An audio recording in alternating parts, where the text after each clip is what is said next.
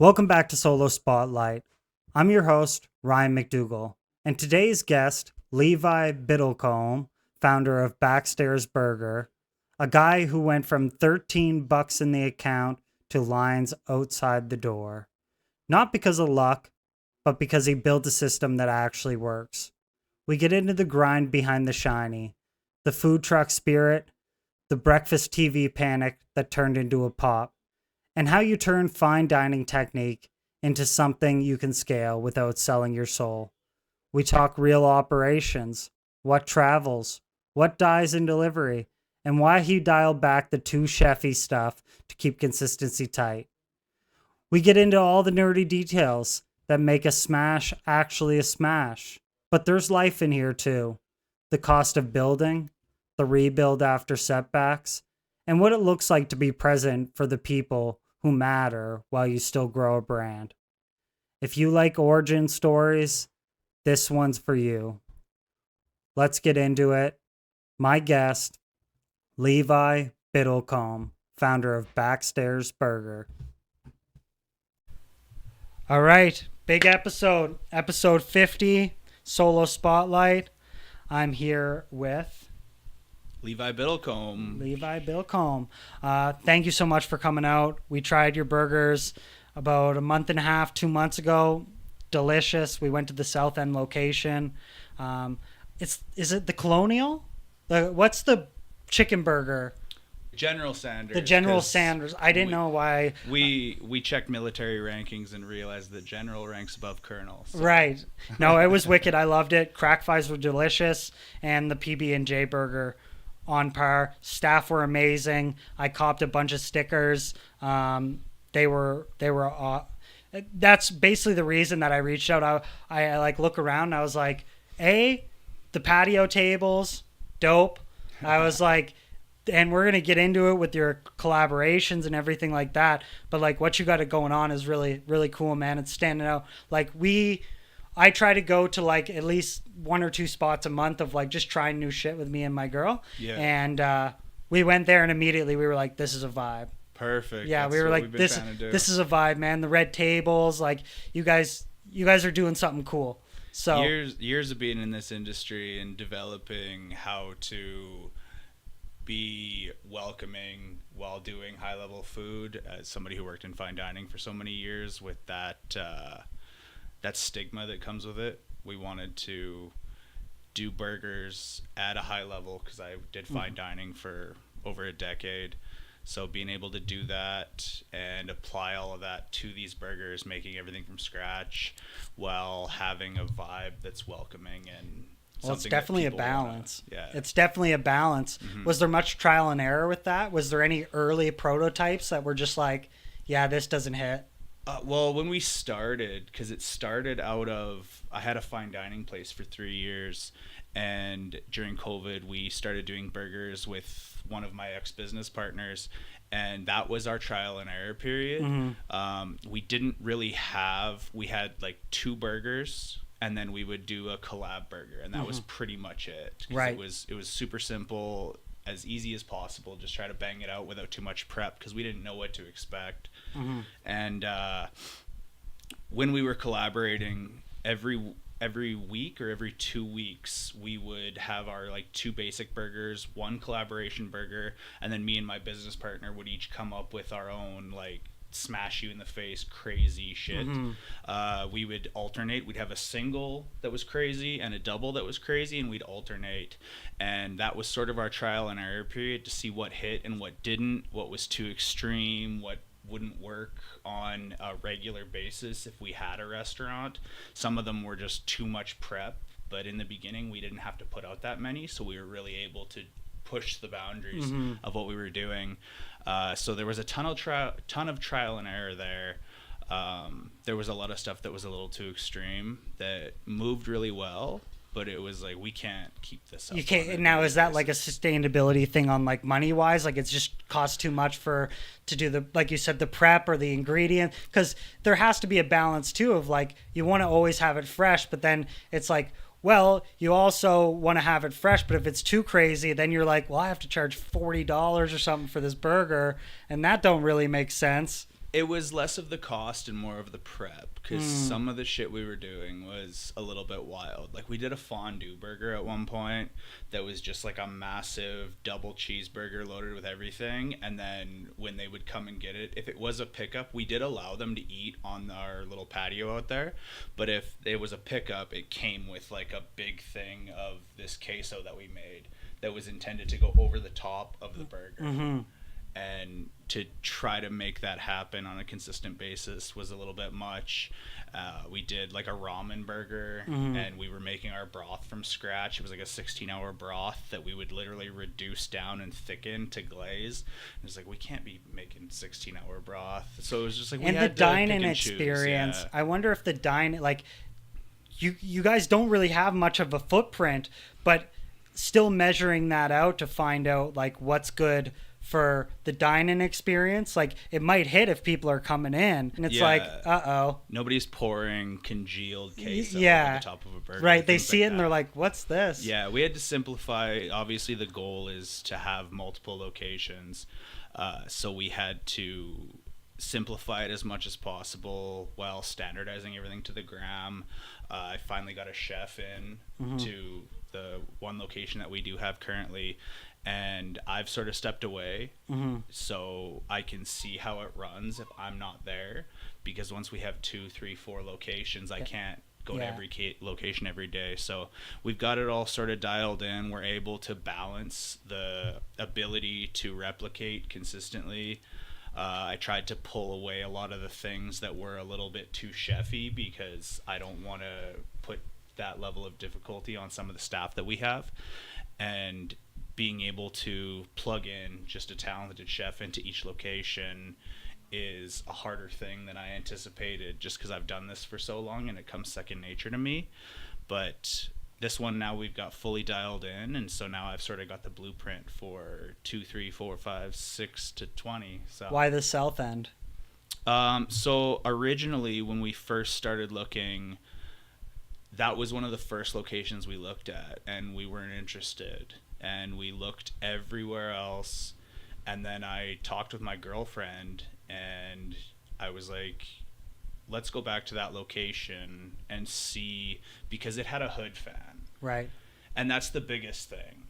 So like a lot of locations don't like, so you're probably limited a lot based on like the equipment that they have. Yeah. Well, like, this space was completely empty. It was a shithole. Yeah. Like, but they had a hood fan. Right. And the hood fan was relatively new. It was in amazing condition, but the space itself was disgusting. Yeah. So that sort of pushed us away in the beginning, because we're like, let's see what else is out there.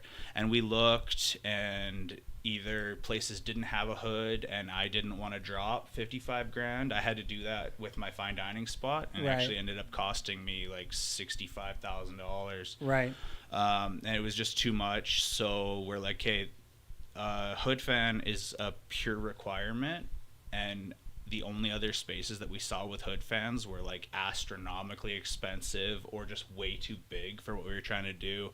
So then we ended up circling back and really running the numbers and looking at what we would need to make that space happen. And once we ran the numbers, realizing that we can get into that more, but realizing that we could do that for under $30,000 was sort of the selling point on that. Right. Like, everything from, I've got videos on my TikTok of us, we did everything ourselves. Right. We renovated the entire space ourselves. We bought disassembled picnic tables, painted them. We bought things off Facebook Marketplace. We cut every financial corner that we could just to do it all ourselves. And so we had, after I bought out my business partner to take this on myself, we took out a small loan, and the day that we opened, there was $13 left in the account. And in our first 2 months, we did over $100,000. Right. So it was like, seeing that $13 though, probably making the calamari roll shrivel up a bit. Being like, uh-oh, did I do the right thing? Yeah. Is this gonna crash and burn? On a very smaller level, like, dude, we the investment that it took to even do this. And you look and you're like, okay, 2-3 months, you're like, nothing. And we were very, like, I wasn't that naive about it, but it was one of those things of like, how long can everybody hold on? Mm-hmm. Like, I'm willing to hold on, but I can't do it myself. Yeah. And I need to keep people motivated without telling them it's fucking hard, man. And like, I don't want that to be like I'm rubbing salt in the wound and then be like, yo, fuck this. I could be spending my free time on anything else, dude. Yeah. I'm out. And then you're like, well, now we're fucked. Yeah. Right. Like, so even as like a leader, that's like probably, I would like, would you confirm that that's probably a very, like, being able to manage people's expectations? It was, yeah, because obviously I've been in the food industry for a long time. I've done gold medal plates. Previous to opening Backstairs, I had done gold medal plates like 5 times. I had a really good reputation moving into this. I had done Chop Canada. I had competed on So Fire gold medal Masters. plates, sorry, what does that mean? So gold medal, well, it was called gold medal plates the first time I did it. They rebranded. It's called Great Kitchen Party now. But basically, every major city in Canada picks what the board deems as the best 8 to 10 chefs in every city. Okay. And so those chefs compete, and then the winner of each city goes on to the Canadian Nationals. Okay, wow, So good for you. We have to feed like 550 people this dish, and it has to be at this super high standard. And then we also have to feed an esteemed panel of judges who are some of the best foodies and chefs in the Edmonton. world, yeah. So that was being able to do that with the Food Network stuff and whatnot. I was really lucky. I had made a ton of connections. So going into it, obviously, the day before we opened, having $13 left in the account, it was like, this needs to do well. So we made an Instagram post that morning, and we were lined up down the block for, I want to say, almost 3 months. Yeah. Like every single day. And it was like, okay, we're good now. Yeah. We had some money in the bank, and Yeah. things were going well. So yeah, it's, I want to kind of go back in time here a bit and talk about like your beginnings in like culinary and kind of what drove you to want to get into that, like the food service industry, and as well as like how that journey looked for you. yeah, so I was actually supposed to play college football. I had 2 opportunities. I toured the campus at U of C. I was a little undersized for my position, but they were willing to bring me on and put me on the roster. And after thinking about it, just being undersized, I realized I could probably play 4 years of college ball. Best case scenario, I could go to the CFL. I'd be undersized, so I probably wouldn't play that much. Maybe I'd make a little bit of money, but I'd probably leave with a pretty broken down body. So I made the decision to do something else. At the time, I didn't know, but I sat down with my parents and my uncle, who's an instructor at Culinary, and realized the only other thing that I was passionate about was Food Network. Like, that's all I watched. That's all I did. And so I was like, okay, well, this makes sense. Let's try the culinary route. I've got an in with my uncle, and Right. it's something that I'm excited about, and I think I'm kind of okay at it. I used to bake cakes. Okay. As a teenager. My sister and her friends would make fun of me while they were outside playing. I'd Right. be in the kitchen baking cakes and whatever I could do to just be creative. So I was advised to go get some kitchen work and do that first to see if it was something I wanted to commit to, and I'm stubborn as hell. So I was like, no, I'm just going to jump into it. I think, like, once I make my mind up, my mind's made up. Right. And so I jumped in against the advice of Everybody yeah. around me. Yeah. And within the first semester, I was top 3 in my class. I was being given the opportunity to help the weaker students, things like that. Almost like a TA. There was 3 of us that were sort of at the top, so we'd finish early and help everybody else out. And then doing that, I was able to do competitions that I was successful in, do a ton of networking, and it was just another opportunity for me to prove everybody wrong. And it reinforces that you're doing the right thing too. Exactly. Yeah. It's like it almost like all of those little like cookies that you're getting back. It's like, oh, that's why I'm doing it. Oh, that makes sense. It right? all sort of fell into place. Yeah. It's probably pretty satisfying, but at the same time, at the level you're at, did you feel like the notion of like, all right, don't get ahead of yourself? To a point, like yeah. like in the terms of like not in ambition, but in the terms of like, all right, don't wear this. Like there's still a way bigger like goal to get to. Yeah, I fully understood that like culinary school wasn't the big leagues. That it was like at that point, as much as you don't want to seem obnoxious, it was like this is a small pond. Yeah, you don't want to. Yeah, you're kind of like, if you do really well in school, you're immediately getting almost glazed for how well you're doing, because it's like, well, everybody's just learning, and then it's like you get thrown in. Like I went from playing like high school soccer, and then I went and played on a university team, and it was like you go from like getting a lot of minutes to not getting any minutes. Yeah. And then you're like, what the fuck? You're like, what do you mean? And it's like, no. We gave this guy like free room and board for like, so we have to play this. And this guy came from PEI. So like, sit down, buddy. Yeah. Like you're not even like a blimp on our radar. Yeah, you come out thinking that you're top tier. Yeah. And then you get into some real kitchens with some real grind, and it's a bit of a wake up call, but I feel like I handled it well. I didn't really stay anywhere for long in the beginning, because I would get into a position, learn as much as I could, and then I would find myself not learning anymore and just sort of doing production on a high level, which doesn't do me any good. No. It does great things for the owner of the business, but so you I kind would of leave. stalled out. Yeah, so I would mention to them, I would be like, hey, I'm ready for more responsibility. I need you to move me up. And they were like, oh, well, you're the best version of this And we just want to keep it going. And then I was like, okay, then I got to go. Yeah. And I worked before I did anything else, I worked in every single facet of the food industry I possibly could. I was a tableside meat cutter at a Brazilian steakhouse. I did catering. I did fine dining. I did quick service. But it was like 4 to 6 months, 4 to 6 months, 4 to 6 months, because everybody wanted to keep me where I was because I was productive. Yeah. Was there a certain type of food or style of cuisine that you tried to get into after school? Was there something that you were favorited towards? Like, in terms of you personally, like, were you like, oh, I like to do fine dining, or I'd rather do something attached to a hotel, or like, what did that look like for you? Did you kind of have like an objective in your mind of like, I'd want to work in this type of restaurant environment? I figured out what I was most passionate about in culinary. In I think my first or second semester, a bunch of us went out to get Chinese barbecue just down from Nate there. And so we were in Chinatown, and I was kind of sheltered with the food that I ate as a kid. I hate to say this, but they've heard it a million times. My parents aren't very good at cooking. Right.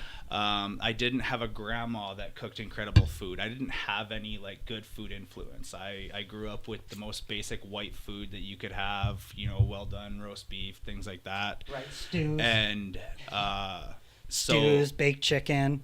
Exactly. Yeah, and a lot of my relatives that I grew up with, because I'm originally from Lethbridge, so there's a lot of Mormons. Right. So there's a lot of that really plain Mormon food. Yeah, ketchup is spicy. Exactly. Yeah. Like the hashed potato, Yeah. cheese casserole, all Yeah. that shit. Which has its place, but it was just nothing that got me excited. So after the Chinese barbecue, I sort of went, because I was done for the day, so some of my classmates went back to their things, and I just started exploring, and I spent the next 3 months, I would say 4 days a week, in Chinatown, going from shop to shop, finding the most exotic, potentially offensive dishes I could possibly find. And once I had gone through there, I realized that was sort of my wheelhouse. And then I sort of took that and ran with it and got to the point where I dialed in on like Korean and Japanese, which is what I'm most comfortable with. But I also wanted to make myself as versatile as possible. But if given the opportunity, it would be Japanese, Korean, and then seafood. And I love raw preparations of seafood. That's something I'm super passionate with, is being able to heighten something that's so simple. That's what I love about Japanese cuisine. But I'm comfortable doing everything. Right. But you'll see even like a lot of our feature burgers, our past 3 features were very Asian. This one is a Korean barbecue collaboration. The one before that was Vietnamese. So I try to punch that in whenever I can. But then when I do gold medal plates is pretty much lamb chops, steaks, influenced by as much Asian as possible. Like this year I'm doing side stripe prawns and tamago as my base. So just trying to. Is there, when you look at like now looking back, when you look at like culinary as a whole, do you think that there's archetypes of a chef? Like, do you think that there's certain people, like based on who they are, maybe personally, or based on a certain skill set, that it's like, oh, you can go there, or like you can go there, but like you probably can't handle the pressure here, or it might be a timing thing here, or it might be like whatever it is. Absolutely. I think it takes a special type of person. I have met some amazing cooks. I've met cooks that can handle a massive rush. I've met cooks that can create phenomenal food, but they can't command a team. And a lot of people handle pressure really well when they're in the rush and they're on their own. And it's just like, I need to execute this, and they can execute it, and it's no problem. And the dishwasher isn't washing the dishes, and now you're freaking out. Right? And then, you put a little bit of pressure on them, or there's just not the respect of the team. Maybe they're too timid. Maybe they don't speak up, which was something that I had a problem with originally. But as soon as I decided to do my own thing, there was a ton of barriers that I had to break, because I had an extreme fear of public speaking. I had a super extreme fear of, I was 21 years old, trying to command a kitchen, having people in their 40s and 50s that were shitting on me on a regular basis. And it's like, I'm your boss. Like, even before I did my own thing, because I was promoted very quickly in most of the things that I did. And the first time I had to fire somebody, he was like 48 years old and just refused to listen to me. And I was like, I get that you've been doing this longer, but I'm in this position because of what I can do. Right? And people felt confidence in putting me in this position. And unfortunately, and that's really hard, man, especially at a young age, because it's probably like a double-edged sword, because they're like, I'll give the example of, like, you look at like corrections, and it's like people come in 19, 20 years old, and now they're trying to like calm down a 60-year-old. This guy's like, who the fuck are you talking to? Yeah. Like, what are you talking about? Go away. Yeah. And like, you either have the choice to be like, all right, I need to get full circle with this. Yeah. So like, there's an objective to be completed. I don't really know how I'm going to do it yet, but like, I'm going to have to get this done, and I'm going to have to figure out that barrier, and doing it at such a young age. But when you were getting promoted to all these things, was that something that you always like kept in mind, or was it more of like you had like faith in yourself? I think it was a bit of both. I think the speed that I was given these responsibilities sort of reassured me that I wasn't crazy, that I didn't think too highly of what I was capable of, because other people were recognizing it and giving me that credit and giving me these opportunities. And after doing it for so long and not being given opportunities and being chosen to leave and choosing to leave because they were just like, oh yeah, you're doing a phenomenal job at this position, we want to keep you there for production, and we don't think with the amount of experience you have, you're ready to take on this bigger role. And then I finally found a home at the art gallery, which was called Zinc at the time, where I met my 2 biggest mentors. Dave Omar was the executive chef there at the time, and then Doreen Pry was the chef de cuisine. And those 2 people to this day are like, Doreen just won gold medal plates last year. Wow. So she'll be the VIP chef this year. I've competed against her many times. I've only beat her once because she is a freak. She's amazing. But I was able to beat her once, and she, even to this day, still, if I reach out to her with a question or anything, she still mentors me. Same thing with Dave. And that was the first place that gave me that opportunity to be like, okay, we see what you can do. We don't really care how old you are. Mm-hmm. Run brunch for a couple weeks. So I'd run brunch for a couple weeks, and they're like, okay, you clearly can run brunch. Run lunch. Now run lunch for a couple of weeks. And then by the time I left there, I was running pretty much anything that happened during the daytime. I was running the line, and it was going really well.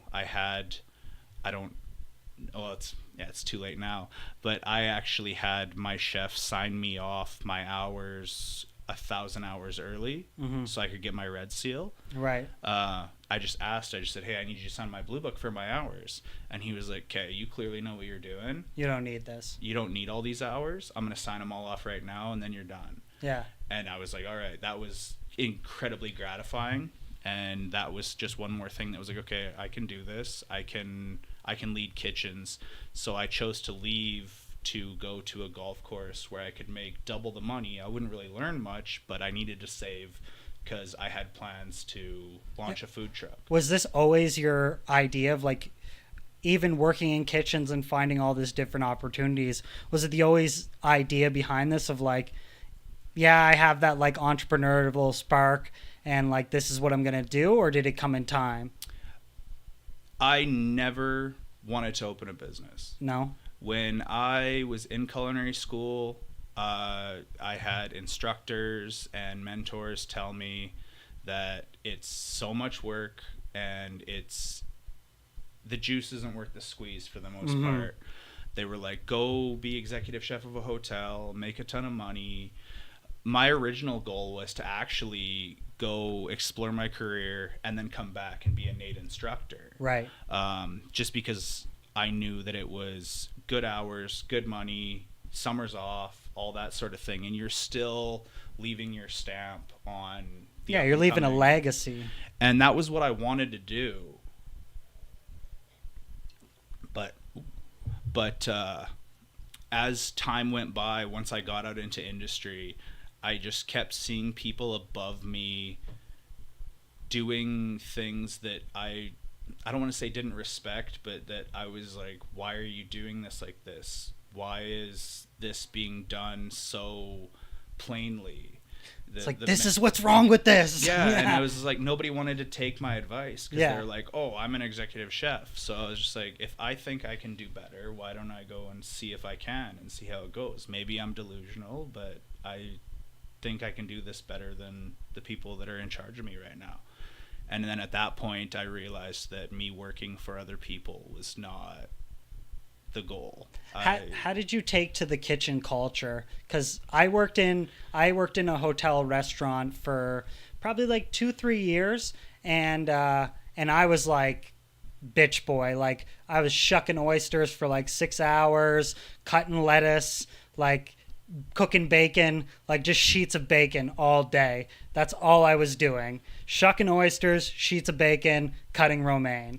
Yeah. But like, I could tell that there were certain people where you're like, if you go in a certain way, like I remember I took a dish and I went through the line and the chef like grabbed me and like ripped me a new asshole. Like, what the fuck are you doing, man? Like, this is not how you take dishes here. Yeah. And like, it was just such a environment where you're like, this can easily break a person. Yeah. How did you take to that type of like ferociousness? Yeah, so I think that's like a testament to my childhood and then moving forward from that, because I was bullied relentlessly all the way through middle school and everything.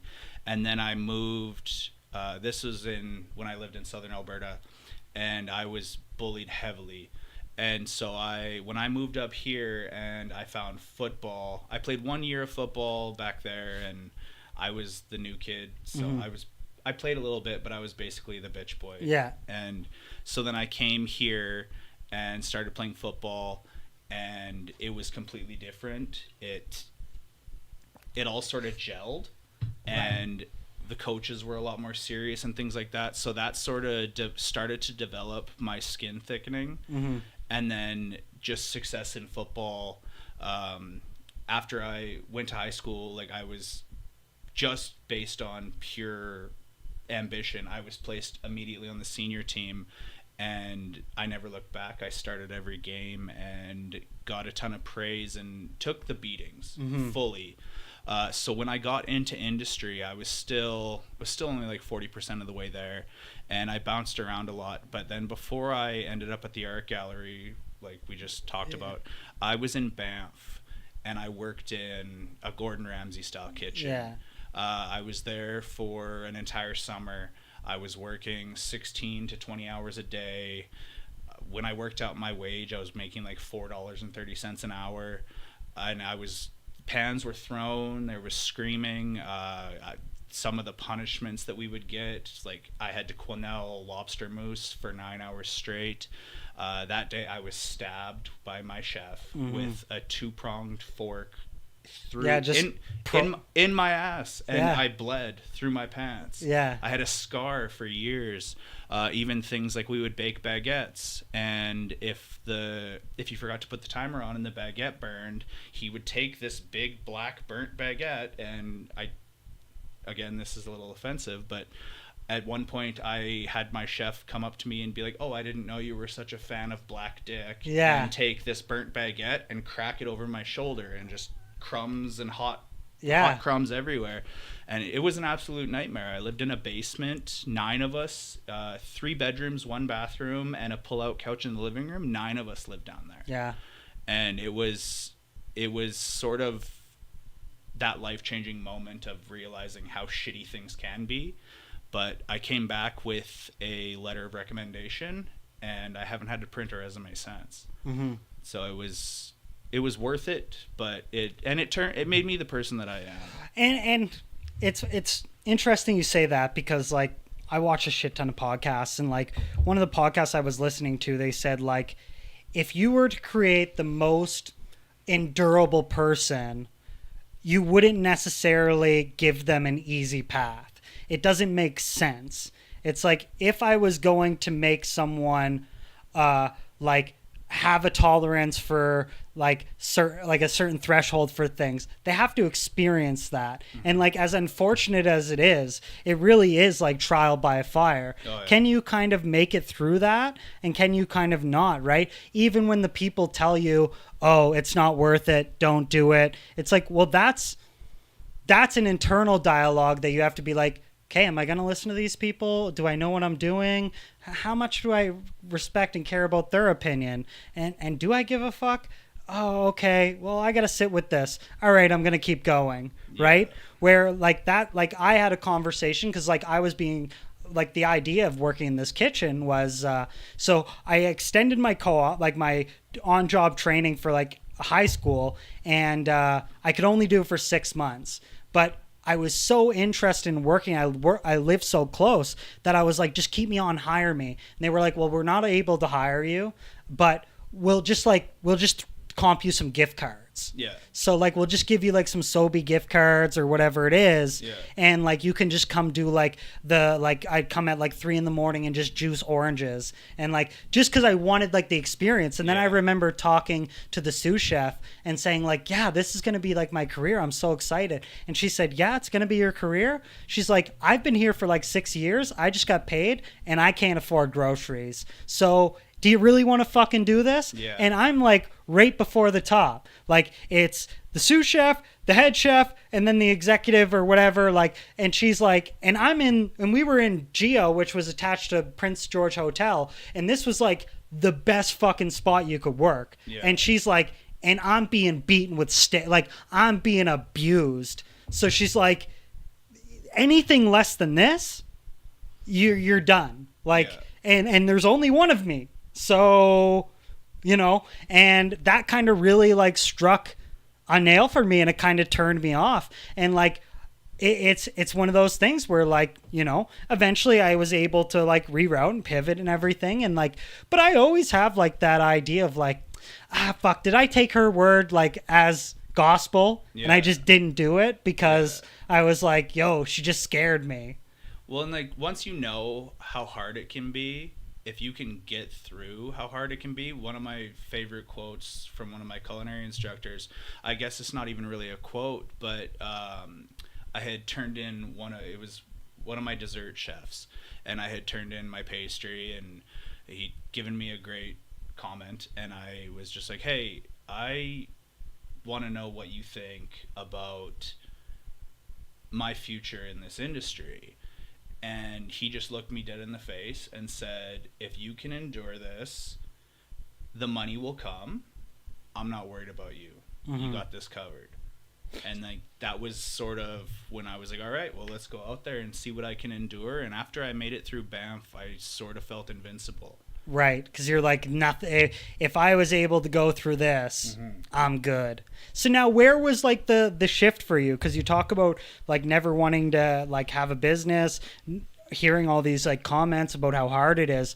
Where was like, and you also like alluded to the fact of like you saw like these different practices that didn't necessarily make sense. So where was like that shift for you? Where maybe it was COVID, or like how did you decide like, oh, I'm going to get into this, and where did you even start? Because that would be my first question of like, what am I cooking? How am I going to, is it going to be fast? Is it going to be slow? Is it going to be dine-in? Am I going to focus on this? What was like that conceptualizing of doing that?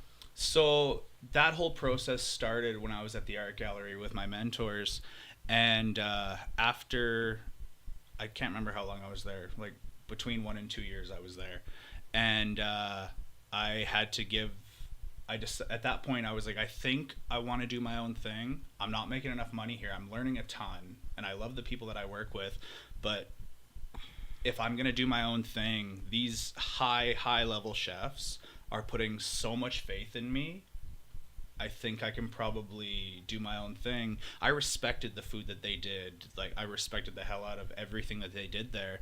I didn't leave that place because I thought they were doing anything wrong. I just left because I wanted to do bigger and better things. I wasn't sure 100% what that was yet, but I knew whatever it was going to be, I needed to save some money. So that was when I went to the golf course, and I started pretty low, and I was promoted on my 10th day. So I was like, okay, this makes sense. Made really good money there. And then after that season ended, I still needed more money. So I went up and worked in camps in Fort Mac, which was an absolute nightmare. One more thing that just sort of added to the thickness of the skin. So I left there, and I had the plans to open the food trucks. So I went to the Fantasyland Hotel. And they had a huge chef just leave. Shane Chartrand, who was left to go run the River Cree. He had left like a week before I started. And so when I got there was this crazy high expectation. I was the new guy, and then the new chef put me in charge of doing the amuse-bouche every day. Just creating that small bite, had to be done every day, and it had to be creative.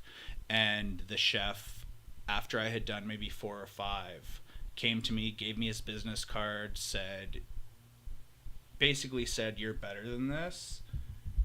If you leave here, you ever need anything, here's my number, give me a call. So I sat on that a little bit, and then I decided I wanted to do a food truck. This was at the time of like the food truck boom.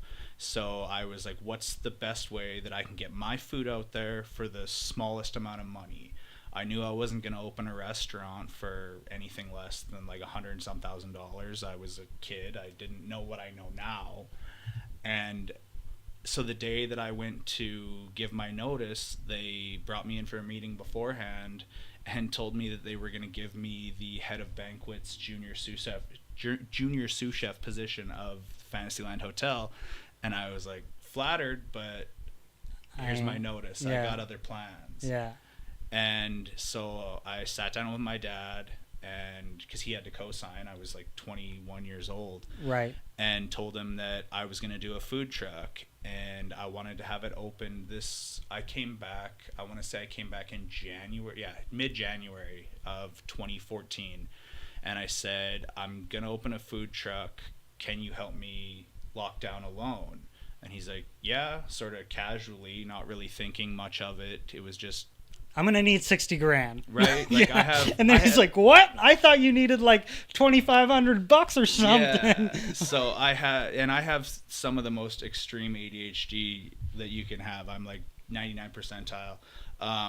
So it was just like, oh, okay, here's another shit-brained idea from our kid. Yeah. And so I was like, okay, well, here's my business plan. Let's go do this and see what they say. I got a loan for 75 grand. Drove down to Calgary, got a build done, and this was all happening late February, early March. And I said to my dad that I wanted to be open for the first week of April.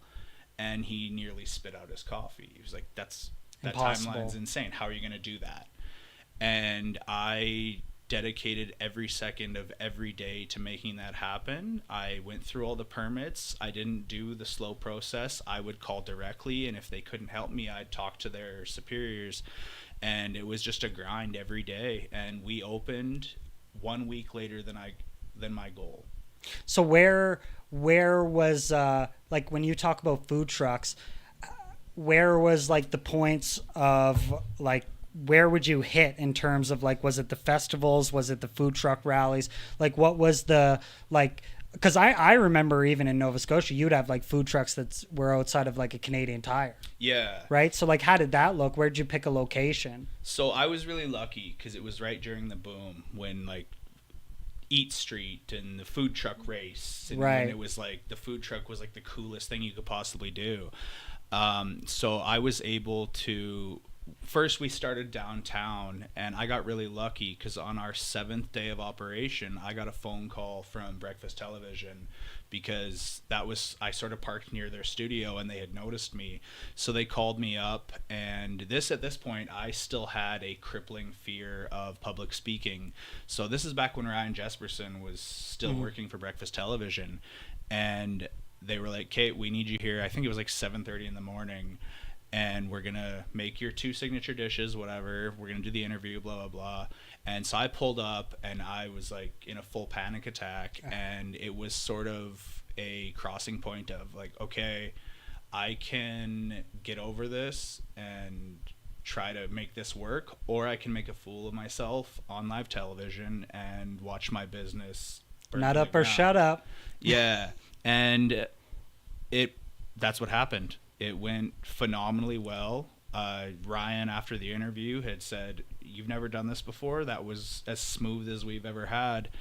And then it sort of clicked. I was like, okay, I can do this. I can market. I can promote. And then after that, we were lined up down the block for weeks. Did you find like that interview itself, given like the amount of like anxiety you have, was kind of like it was all just a blur?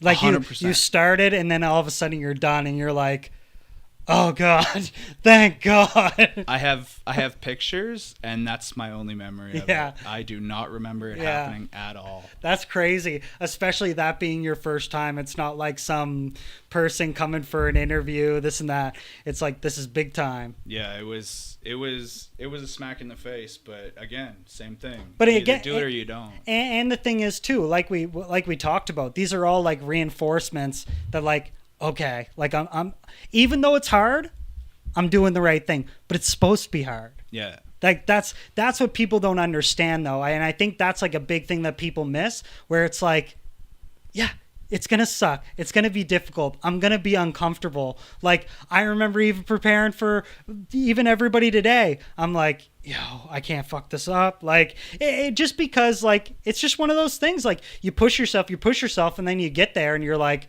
uh-oh, did I put too much on my plate? Yeah. Uh-oh. And then you're like, well, it's fucking too late now. The most cliche thing is if it was easy, everyone would do it. That's right, man. And it took everything. Like I had 2 young kids. I was married. I had a house. And because of how much work that I put in, I got divorced. I moved back in with my parents. And I wasn't around for my kids for the first 5-6 years of their lives because I was just working all the time. I was home at night, but they never saw me because I was gone when they woke up and I was home after they went to bed. Do you find that type of work, like there's always this idea and there's always this like argument amongst like everybody of like, is work-life balance a thing if you're really trying to like achieve the best of what you're trying to do? Like, is the idea that if I'm trying to get to the pinnacle of whatever industry I'm in, is the idea that I can do both really a thing? And I guess it depends on how you who you surround yourself with, but it is like one of those things, and you look at it firsthand of like, okay, if I decided to dial it back, where would I have ended up? Yeah, and that was sort of like, I was really lucky. My parents have been incredibly supportive through this entire process. They've given me places to stay. They've loaned me money when needed. And if I didn't have that, I probably wouldn't have been able to do it. Even when I wasn't around, it was if my ex-wife was busy or something, if my parents weren't there, I would have to be watching the kids. Mm-hmm. And they put me in a position to sort of just let me run with this and see how it goes. And as much as I missed, they don't have memories of that because they were so young. Mm-hmm. And had I not done that, I wouldn't be where I am. And like the entire goal the whole time, obviously, like I said, it ended my marriage, but it was me being able to put in all this work now while my kids are before memories, so that by the time they're old enough to remember things and have a memory of me and what I did, the only thing after I had kids and I wasn't around was that I was wanting to show them what hard work can accomplish. And now I'm at a point where I get to coach football. I get to spend all my time with my kids. I am involved in every single thing that they do, mm-hmm. and I never miss any time. And that's right now while they're forming memories. Right. And the image of me that they're going to have when they're 30 years old is this image. And I wouldn't be able to do this had I not done what I did when they were. You must have had a lot of moments. You must have had a lot of moments though where you're like, yo, what am I doing? Do I do this? Do I do that? Do I close down shop? There must have been a lot of like crossroad points where you kind of had to like just be like, all right, like I got to do it. But you probably had a lot of conversations with yourself of like, am I fucking this up? The biggest one, I think still to this day, the biggest thing that sort of smacked me in the face was, so after the third season of my food truck, it had done so well that we were about to open a restaurant. So we went and viewed one. They drew up a lease and everything. And I was there on the Friday, and I was supposed to sign papers on the following Monday. And on that Saturday was when I was made aware of the pending divorce. Right. So at that point, I closed up shop, sold my food truck, didn't follow through with the restaurant, and just sort of was a mess for a couple of months. Mm-hmm. And then when I decided it was time to get back into it, I didn't have any capital or anything or any plans. So that was why I went to run Pack Rat Louie. They were, I had done Chopped at that point. Mm-hmm. And so they really wanted me to come run that place. They did a massive renovation. I got to redo the entire menu from scratch, completely under my name. And I was there for about 10 months. That was sort of the deciding factor where I realized I can't work for other people. I was in charge. It was my kitchen. It was my crew. It was my menu. But there was still one person above me that could axe any ideas that I had if something was too creative or he thought it was too wonky or whatever. And I was like, just trust me. Let's run it for a day. And it was like, nope. And there's so much drama in the restaurant industry, especially when you have a really entitled owner that isn't a chef, that it's like, you hired me to do a job, let me do it, instead of micromanaging me. But then I was going to leave sooner, and then I was made aware that I was invited to do Great Kitchen Party. Right. So I did that, and it went really well. We got 4th, which was great for my first time. And when I came back, I was like, I want to do my own thing. And I'll push you guys into November while I'm doing my thing on the side, because I'd like to open the beginning of December. And the next day, it was so gold medal place was on a Thursday. On the Friday, I came in, told them what I wanted to do, and that I would stick it out to get them through the winter rush. And then on the Saturday, I was told to pack my shit and get out. So went full force into the fine dining restaurant, and that one I left in October, and we opened like 6 weeks later. And that was, I wouldn't have been open at that time had I not been forced out. Right. So it's just like everything seems to happen for a reason. It's all just like, yeah, exactly. Like it just happened for a reason. So then you go from fine dining to, and you still have that now? Well, I went from fine dining to when did the burgers start? So did the burgers start with the food truck, or did they start with Backstairs Burger? So there was one burger on the food truck menu, but my food truck was like North American street food with Asian fusion. So a couple of my signature dishes were developed there. Like the Professor PB&J is a rendition of what you were doing the on the food PB&J truck? burger we did on the food truck, just a little less Asian, and we tweaked it just because I'm older and I'm better at cooking now. But so we had the fine dining place. It was about 36 seats. It was just me. Very small menu. I had like a dishwasher, but it was like me plus one person plus a front of house. And I had to do everything. I was there all day, every day. I usually didn't leave till 2 a.m. It was great reviews. People loved it. We were doing phenomenal. I continued to do gold medal plates representing that restaurant. But then during COVID, we started doing, my first business partner came in, wanted to help out. And then during COVID, we started doing burgers because we were on the second floor. And we had a back patio and stairs down into the alley. So we painted a sugar skull at the top of the stairs there and called it Backstairs Burger. And it was just like, if you want to pick up, we still were trying to get fine dining tables to come in through the front. So it was like, this was just to get you through the door type thing. Yeah, and it was just to make some money. People walking by, they see the thing, and they're like, I got to check it out. Well, it started as pre-order even. Okay. So people would come pick up. And then we had a food blogger come through, and our little page that we started that had like 140 followers, we went from 140 to like 1,800 in 24 hours after this blog review. And so we're like, okay, well, this is like a good thing, but like the restaurant's doing well. We can keep doing this. And then on our 3rd anniversary, which is also my current girlfriend's birthday, we did a burger order. It was a Saturday pre-order. We had no reservations because it was like right prime lockdown time. And so our last reservation picked up at like 5:45. And so at 6 o'clock, I had an 8 student there I was mentoring. We turned everything off, and I had to take him through the process of closing. And then so I went home, went to bed, woke up the next morning to about 50 phone calls that the restaurant had just burned down the previous night. And it was on the day of our 3rd anniversary. So that was a bit of a culture shock. Sort of dealt with that, got what I could. My kids' Christmas presents were in there. My kimchi. I had an amazing rescue officer who was a foodie. I spoke to the other ones and I was like, hey, my kimchi's in there. I need to get that. And they were like, no, it's not important. And then there was a foodie, and I told him how old my kimchi is. And right now I call it my middle child. My son is 10 years old. My kimchi's 11 years old.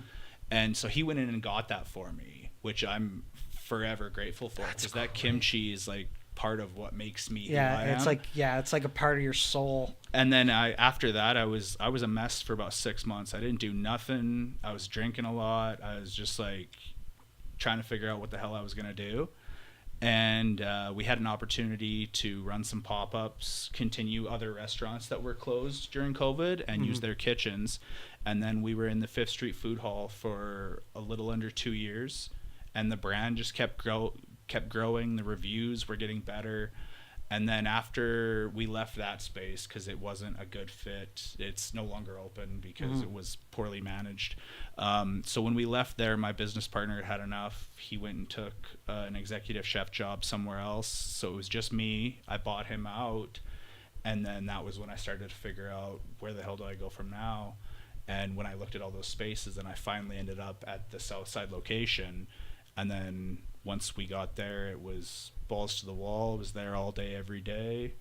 So bring me through designing the menu. how did designing the menu look, and like what informed your decisions? You said the PB&J burger came from the food truck. Where did all of the other did they just come from your experience throughout the culinary world, or was there like a certain type of like motif, or like was there a certain type of thing that you were trying to hit? Like, I got to have a chicken burger. I got to have something spicy. I got to have a cheeseburger. Like, how did that work? I think it was a mixture of both. A lot of it was developed with back and forth between me and my previous business partner. The OG, which is our best seller, was a collaboration between both of us. He brought this burger that he basically was trying to emulate like a JBC from Wendy's. And it was like, okay, well, how do we do this better? So we just decided to start making everything ourselves. We do our bacon differently. It's coated in a starch and baked super low. So the starch actually becomes almost clear. We call it bacon glass. And it's a labor of love, but it's worth it. We make all of our American cheese in-house. We make all of our pickles. We have dill pickles. We make our signature sweet pickles, which is, it's not really like a bread and butter pickle. It's just a slightly sweeter version. We make charred onion vinegar in-house to pickle that. We pickle our own onions. And then we started with two main burgers, which was that OG, which was how do we make a super high level chef inspired bacon cheeseburger that's, because it's like there's that burger boom where it's just like obnoxious, where it's just like, oh, we've got a 17 patty burger with 90 toppings. It's like, yeah, you can only build up. Yeah, there's like a whole bag of Doritos on it and crazy shit like that. And we didn't want to do that. We wanted to keep it a somewhat humble burger and just jam fine dining technique into it. Right. So we started with the OG and the sugar skull, and then from there it was like, well, we don't need to please everybody, but let's try to have like a good variety without feeling like we are sacrificing quality. And that's why we keep a small menu. We run the features to keep people interested and stay creative, but we've just wanted to do at least dabble in everything across the board. It was like, okay, well, we have to have a burger with mushrooms on it. We have to have a cheeseburger. We have to have a creative burger. And then we've got like our basic burger, which is still has our house-made cheese, our house-made pickles. But then it was like, okay, we want to do the PB&J. How do we elevate this? And so there was some back and forth on that. Same with the chicken sandwich. That process took forever. That's another labor-intensive dish. Yeah, because that's like breaded and like marinated and it brines overnight, and then it has to be breaded, and it's a bit of a process. And then I had to bring back duck tots because that was what got me on Food Network in the first place. And then it was just a couple. It was like, okay, I feel like there's some gaps, maybe not gaps of what people want, but gaps of what I want to see people experience. So that was where things like the Joe Burrow came. Right. Because I'm a huge chili person, and I hate beans. Right. I'm a big Texas Red, so I don't believe that beans belong in chili. Same thing with like, so we based it off like a Cincinnati Skyline chili. It's just meat, seasoning, more of a sauce than like a hearty dish. And just things like that you don't experience here. I wanted to add a Philly cheesesteak because I still to this day don't believe you can get a good Philly cheesesteak in Edmonton. So I just took or a donair. Yep, right. Or a donair. I can imagine. Yeah. Donairs are ass in Edmonton. I'll tell you that for free. I wouldn't know any better. Edmonton donairs is all I know, but from what I've heard, it's not Nova Scotia donairs. You can't beat it. Yeah. And it's just a different. It's a different type of sauce. The sauce is a little thicker. Here it's a little bit more watery. It's more of a tzatziki than it is a sweet. And so that's so like the donair sauce in Nova Scotia, it's more of a sweet sauce than it is like a savory salty. But it's just like a tighter sweat sauce, like a more mayo consistency. Yeah, it's definitely more like congealed. Oh, okay. So like you're like dribbling it on. It almost looks like curdled. But you can see it's more of like a Middle Eastern like switch to it. Yeah. That they just haven't figured it out. Well, and when the heat hits it too, if it's already not a thick sauce, as soon as it's warm, then you're just dribbling. Yeah. But no, I going back, like when you're designing these and stuff, What do you think? What do you think was your highest anticipated but biggest flop? Ooh. Because I have episodes that I put out, I'm like, this is gonna be a banger. Oh, this is gonna put me on the map, and then you're like, fuck. Well, I would say like the biggest flops were more so they were flops to start, and because of the Edmonton culture and just sort of a lack of knowledge by the dining community, which is completely 180 since. But it was some of those burgers that I was so proud of, and then to check the numbers and be like, oh, we sold one this week. And then, so that was a little discouraging, but I was like, okay, you know what? Let's just keep doing what we're doing. Let's get the trust of the diner. Mm-hmm. And then if somebody comes in and has the OG, which is something that is comfortable to them, they'll see that the way that we do things is a little different. We're elevating things, making things from scratch. So then they'll be like, oh, this OG was amazing. I got to try this. Let's try something else. Mm-hmm. And that was a bit of a process. It took some time. We were slinging burgers out of the door. Like, we could not keep up. I was making grocery runs 4 times a day. Right. And don't have time for changes. It was just the same 3 burgers over and over and over again. And finally, once we started to get some recognition and people were trusting us, they're like, okay, I've tried this, this, and this. What do you recommend? Yeah. And it's like, let's push this weirder shit, the more uncommon shit. But you got to get like the return customer. Yeah. It's like, because you know they're going to come for whatever's popular. It's like, and then it's sort of trial and error. That's really interesting because thinking on the outside, you'd be like, oh, people are going to come and be like, experimental and try different shit. But then you're like, they might have saw it on social media, or they just look at like whatever, like when you're designing the menu, do you like, you see a lot of menus when they're designing it, they have like, this is our most popular dish. Mm-hmm. But do you think that kind of like takes away from the rest of the menu? It absolutely did for us. Because they'll just like, I'll get that. Yeah, exactly. For the longest time, because it was all new people, they would all come in and be like, what's your best seller? Like, right. Okay, well, it's this one. So it's like, okay, another OG. We, in the beginning, when I would look at analytics, it was like 85% OGs. Right. And it was like OGs, crack fries, and then duck tots from anybody who knew me previously. And that was it. And it was just bang. At one point, I was debating taking the sugar skull off the menu, which is my baby. That's my favorite burger. That's the thing that I... Because you were like, it's just not going. Yeah, because that's our creative burger. There's bone marrow caramel on it and like all the flavors that I love. Everything I love is on that burger. And it wasn't moving. And my business partner was like, okay, we got to kill it. It's just a waste of time. And I was like, no, we got to keep it. Just trust me. It will come. Let's get some trust. It'll come. And now it's our second best-selling burger. So it was just the faith of getting the return customers. It's like, okay, experience this. This is our best seller. We're confident in this product. But if you like this product, we've got 8 more. Right. And we had people that would come and make like blog posts about it. Like, we're going to run the whole menu. Right. And then after they run the whole menu, they make a post. And then another blogger comes in. We're going to run the menu. And then it just sort of exploded from there. I don't want to cut you off. How you said 4:30? You got to be out of here. Well, yeah, I can. Okay. I got a couple more questions, and then we'll. I can wait. Like, I'm just picking my kids up, so I can just let my ex know. Yeah. It's interesting you talk about the. It's interesting you talk about the collaborations, because that must be a tricky relationship to have when you're looking at some of these collaborations that don't necessarily like.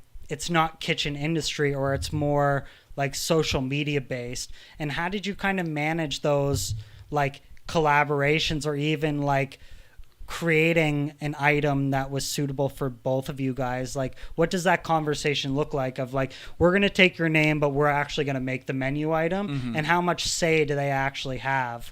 So that's one of my favorite processes. That's something that we're still doing, that every time we do it, I get excited. So yeah, like I've had chefs, I've had food bloggers, I've had like TV personalities, CFL athletes, everything in between.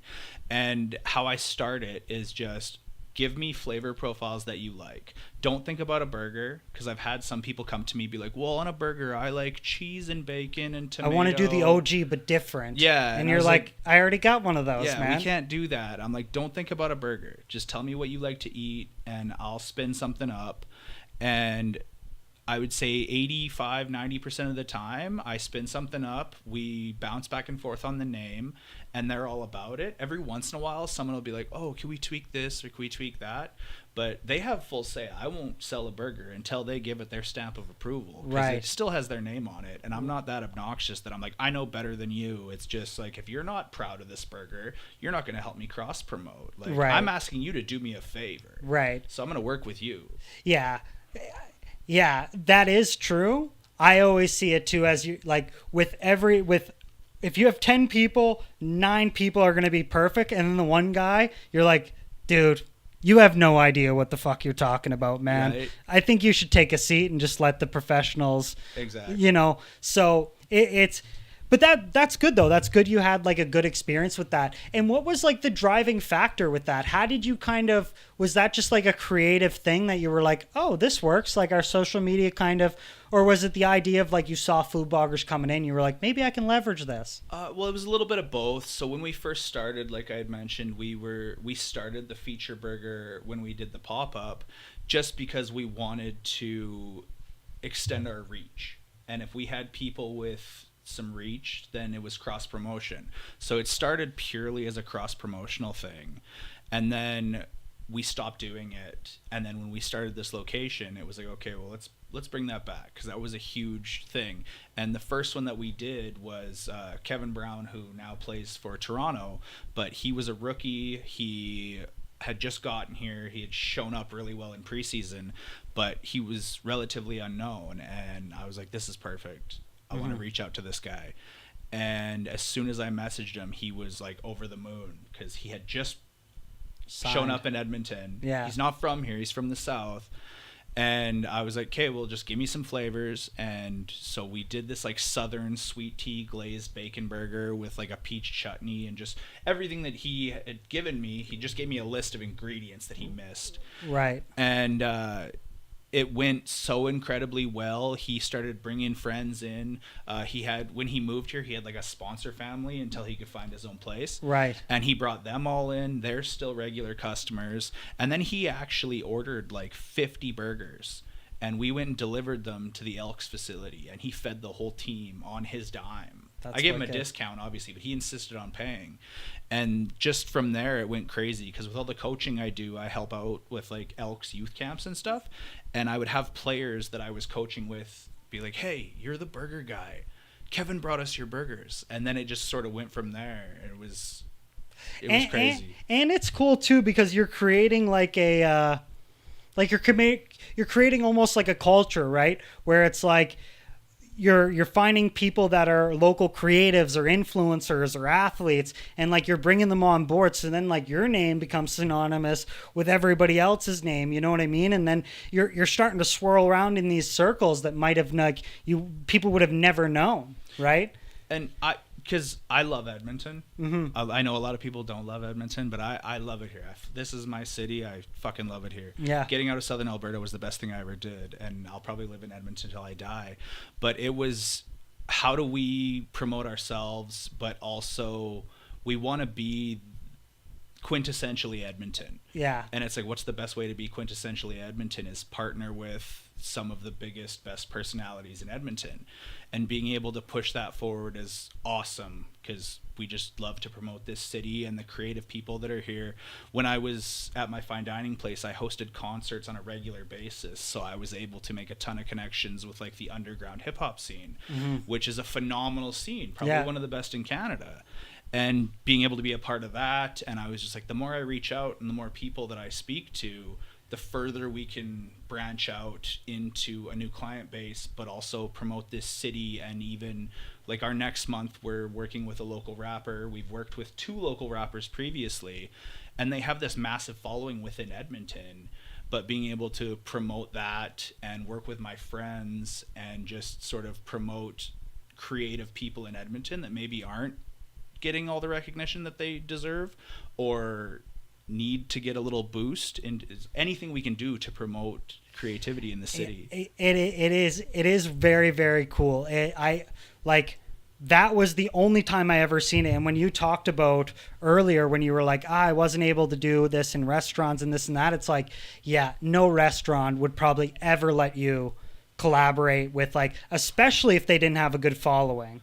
Especially if they didn't. So even if they were a big name, there's so much on the, like, they're, again, I think because you're doing it and representing it in the right way and doing enough, like, of the hard work behind it, you can see the plan follow through. But if you look like at an established restaurant, I think the idea for them would be like, this could kill us. Even when I was at Pack Rat Louie, that was one of the tipping points with me being there is Local Omnivore, which turned into Gravy, really good friends of mine, and they made phenomenal bacon. Mm-hmm. And I was like, well, we're not ordering GFS bacon. We don't have the ability to make our own bacon in-house. Why don't we use their bacon? And that was a huge point of controversy between me and the owner, saying, oh, we're not promoting them, they're competition. I was like, no, it's community. Yeah. If we lift them up, they lift us up. It's cross promotion. Yeah. And that was just a huge battle. And then I was like, once I'm doing my own thing, I'm just going to cross promote because I want to highlight my friends and I want to work with different people on a regular basis. Do you think that's a shift in the culture though? Even outside of like the restaurant industry, do you think that idea of like seeing it less as competition and more of like bringing everybody out? It's like if I help you, if everybody helps each other, it's like everybody's, like, I went to a bunch of podcasters in Edmonton. I said, you know what we should do? We should all meet up once a month and do like think tanks. Because everything I don't know, you probably know. And everything you don't know, I probably know. And everybody just goes around and be like, I reached out to this guy. This didn't work. I wrote it like this. I wrote it like that.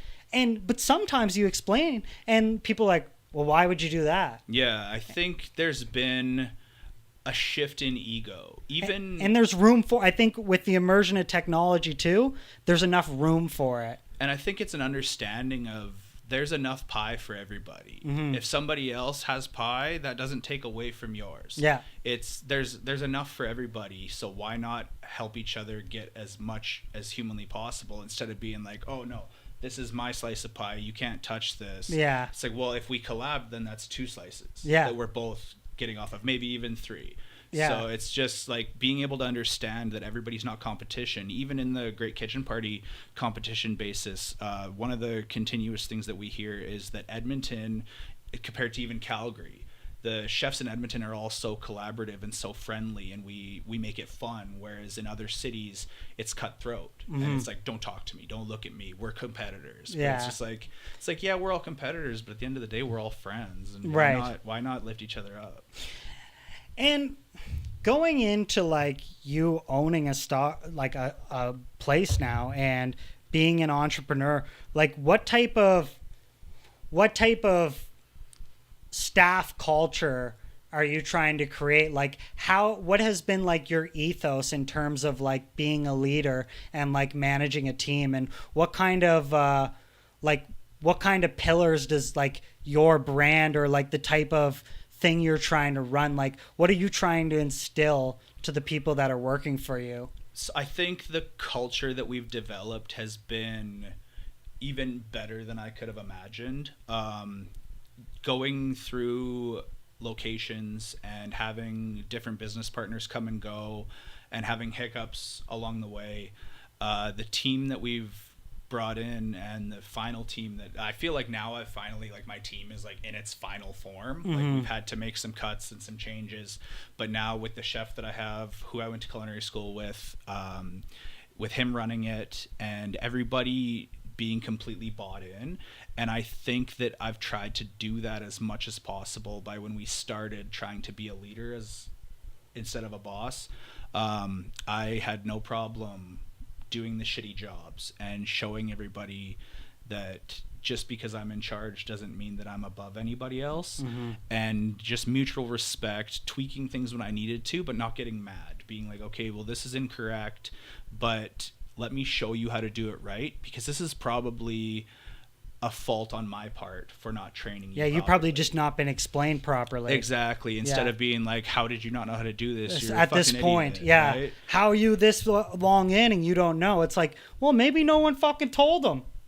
And just having like, people reach out to me daily with questions, and instead of being like, oh, I'm supposed to know this, I'm afraid of his reaction. It's more so like, I'd rather call him and make sure it's proper than do it wrong. And I've always been a huge believer in, I don't want to scold staff. I want to have such a level of mutual respect that when they do something wrong, they feel bad for disappointing me, because there's such a mutual respect and they know that I have their back and they want to have mine, instead of trying to hide it. Exactly. And that's and good for you, man, for having that kind of ideation, because I think that a lot of times when you look at like the business aspect, there's so much stakes involved that people can't like see beyond it, where it's like all they can think about is like, yo, I have to freak out at this person because like it's my ass at the end of the day and this and that. Where maybe if you want to think about it in that way, but it's like, you know how you don't do that? You don't treat people like shit, and things won't fall apart, right? Exactly. You treat people with a little bit of respect, but also have like a digestible vision. Like if you're all over the place and things are just wild, well, then you need to look at yourself and say, is this like a digestible like form of like communication that like, if I can't explain this to a 7-year-old, I probably don't know enough to actually explain it. Exactly. Right? I've had high school students come and they're timid and they're afraid, but it's always been about making sure that they're comfortable in what they're doing. And there has been times in the past, because I'm told that I sometimes come off as intimidating, just appearance wise. I'm a big teddy bear, but I'm covered in tattoos. Right. So I can look a little scary. So when we first started, before some of our staff, especially our younger staff, got to know me, they would only go to my girlfriend. They wouldn't come to me because they were terrified of me. And then as soon as that sort of barrier was broken, it was I found that in the good times, as long as you treat your staff the same way in the good times as you do in the bad times, they'll go to bat for you when shit hits the fan. And we've had shit hit the fan many times. And we've had the crew and the culture that we've built sort of lift everybody else up. And then they'll even sometimes message me and be like, hey, so this happened, this is short, whatever, but don't worry about it. Like, we've got your back. And that's been a mutual thing, is we're just constantly trying to make sure that we're all on the same team. I'm not better than you. I'm not better than our dishwasher. We're all on the same level. It's all the same goal. We all believe in this brand, and we all want to do something epic with it. And it's been incredible to see, because there's been people that I never in a million years would have thought would have had the care and passion for this business, but it's just working with us, seeing the success, and not being scolded and treating well, that they're just like, all right, I'm bought in. Let's grow this. Let's creating a whole new kitchen culture. Yeah. One thing to finish off, well, this is second last thing, but any advice that you would give someone that's looking to go into culinary or just trying to like start their own thing? What is like a key piece of advice that you would like to leave the audience off with? Don't do it. No, I'm just kidding. No, totally kidding. The one that I always went off of was, well, there's two. The one is, there's never going to be a right time. It's the same thing that I find with a lot of people that are like talking about having kids. There's never a perfect time. There's never going to be everything. You're never going to have all your ducks in a row. There will always be something that comes up. So the only thing that you can do is really jump without a parachute and hope that the net's there. And you kind of just have to go on faith that it's going to be there. Because if you wait and you want to make sure that the net's there, you want to talk to the ground crew and make sure that it's perfectly safe and tested, you'll never get where you want to be. Nobody that has ever done this has done it without making waves or doing something different. And there's going to be people that tell you you're stupid. There's going to be people that say that you're wrong. I've brought my circle down to less people than I can count on my fingers. And that's just because anytime anybody doubted me or was trying to stifle what I was trying to do, I cut them and I move on. Surrounding yourself by like-minded people that want to see you succeed, because after I got success, I had a bunch of people that never had anything good to say about me suddenly reaching out being like, oh, I knew you in high school. I was like, yeah, but can I get a job? And you weren't nice to me. Why would I want to support you? Let's go into business. It sucks. It's like it's not easy. No. It sucks. So aside from just picking a day, it's like if you go bungee jumping, you just count to 3 and you go. It's the same thing. You got to count to 3 and just do it. Surround yourself with like-minded people and don't go off your path. If you're consistent and you put the work in, the path will get better. It's gonna suck. I went through hell for years. I've been through everything. I've slept in my car. I've been divorced. I've done it all. But if you do it right and you do it with the right intention, the money will come. And that's the only thing that you can do. There's no magic switch to flip. It sucks balls. It's going to suck. And if you can ride it out, it gets a lot better. Trust your vision. Yeah. Where can people find your burgers? Backstairs Burger, 11010 51st Ave. And we're on Facebook, Instagram, just Backstairs Burger, straight up. Perfect. We'll be putting all of that in the description below. Again, thank you so much for coming on, man. This was an amazing conversation. I think it provides a ton of insights for A, people just interested in the brand, and B, some people looking for actionable advice. I wish you all the success in the world.